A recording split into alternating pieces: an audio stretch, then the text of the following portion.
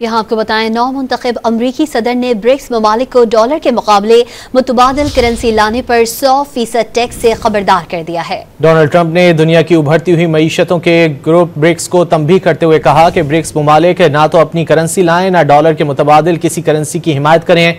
वाज़ेह किया कि डॉलर के मुतबादिल करेंसी की हिमायत की गई तो उन ममालिक पर 100% टैक्स लगाएंगे।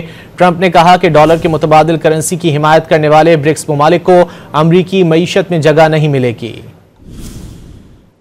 यहाँ आपको बताएं, नौ मुंतखब अमरीकी सदर ने ब्रिक्स ममालिक को डॉलर के मुकाबले मुतबादिल करेंसी लाने पर 100% टैक्स से खबरदार कर दिया है। डोनाल्ड ट्रंप ने दुनिया की उभरती हुई मईशतों के ग्रुप ब्रिक्स को तंबीह करते हुए कहा कि ब्रिक्स ममालिक ना तो अपनी करेंसी लाएं ना डॉलर के मुतबादिल किसी करेंसी की हिमायत करें। वाज़ेह किया कि डॉलर के मुतबादिल करेंसी की हिमायत की गई तो उन ममालिक पर 100% टैक्स लगाएंगे।